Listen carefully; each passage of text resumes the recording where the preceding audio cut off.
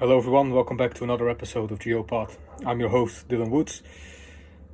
The theme of this episode is going to be the Israeli attack on Iran a couple days ago. We will discuss the chronological chain of events of this attack. We will discuss the damage it did. We will discuss why Israel chose this particular set of targets. And obviously we will discuss the potential or eventual ramifications this attack will elicit. So, first and foremost, let's talk about the chain of events now that a couple of days have passed and we have a more in-depth understanding of how Israel initiated and executed this attack, as well as the targets it had struck and the damage that has left in its wake. So, from what we know, Israel first and foremost eliminated early warning systems, radar systems, and aerial defensive systems, primarily within Syria and Iraq, as to prevent Iran from being alerted to its assault in an early stage. So they most likely crossed Syrian and Iraqi airspace, as well as Jordanian airspace, in order to eventually reach Iranian airspace. The attack consisted of approximately 100 aircraft, consisting of F-16 and advanced F-35 fighter jets.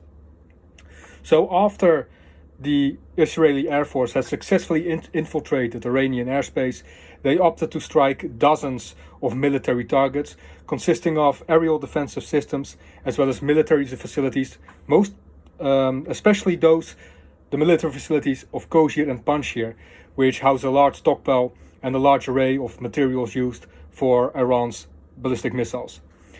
So, a couple hours later, the fighter jets returned home, having achieved their mission. They have struck all the designated targets successfully, which as of right now we believe consisted of approximately 20 plus targets, all of which have been struck efficiently. They bypassed Iranian aerial defensive measures and safely returned back to Israel without any casualties.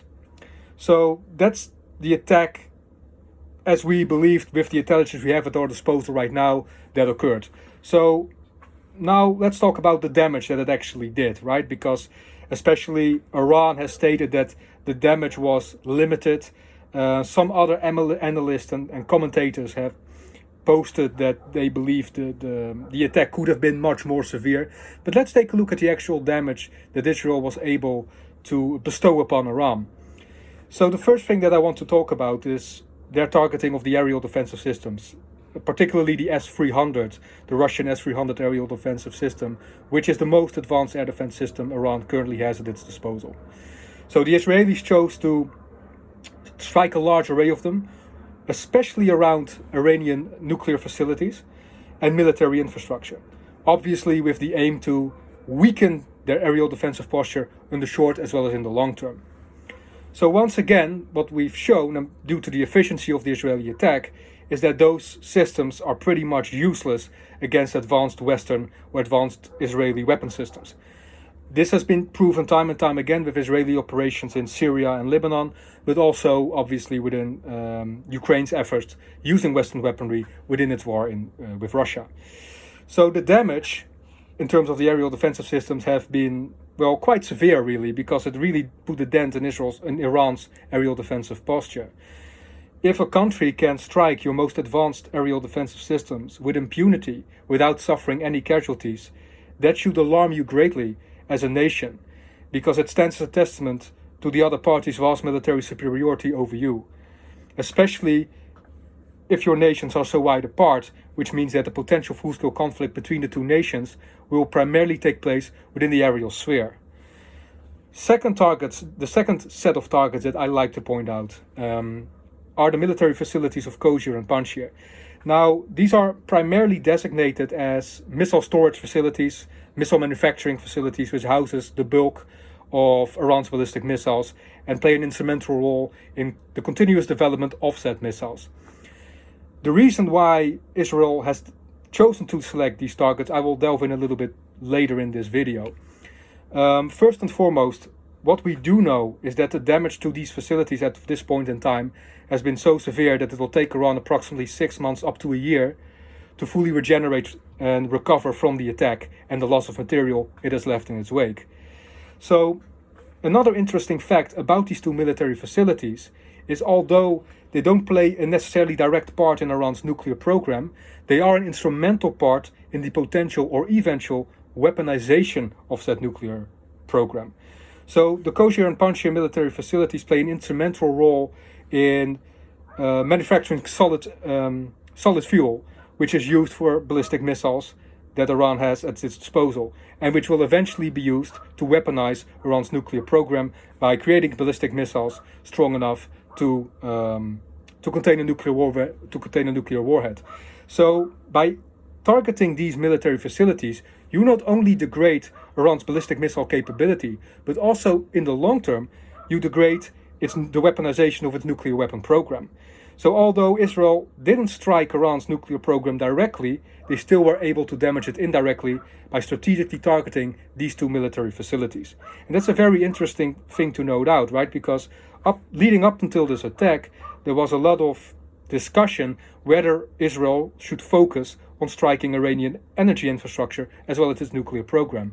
Obviously, the Biden administration was highly against it because they feared it would escalate the tensions between Iran and Israel further.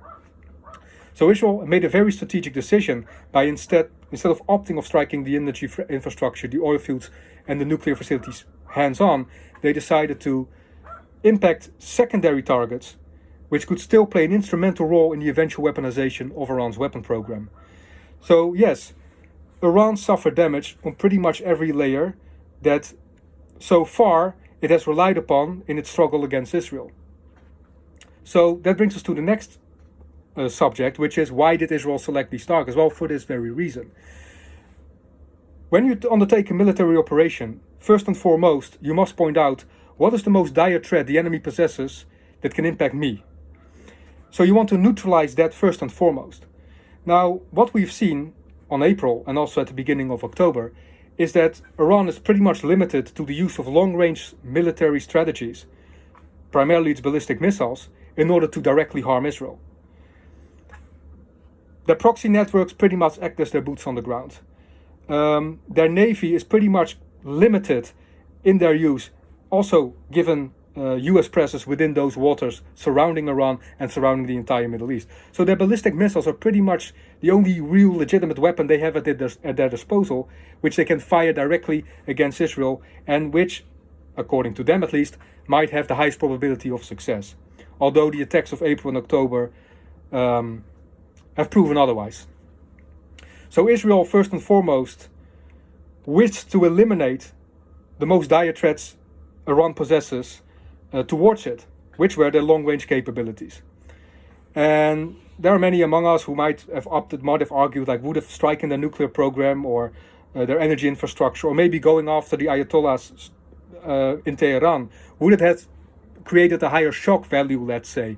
Well, yes, obviously it would have, but you must understand that will it diminish the threat the other country poses to you in the short to midterm? Well, not necessarily, right? Because you've been attacked 2 times, not by any nuclear weapons, but you have been attacked 2 times by a large array of ballistic missiles and projectiles. So first and foremost, you wish to mitigate and eventually eliminate that threat to the furthest extent possible. And at the same time, mitigate the enemy's defense to such a degree that you can strike their military infrastructure with impunity in the future should the need arise.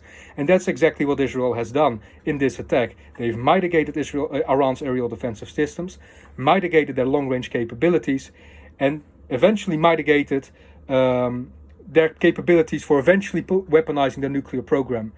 So the attack stands as a huge success, and although some might say that it was a limited attack, their ramifications are actually a lot more severe than many people realize.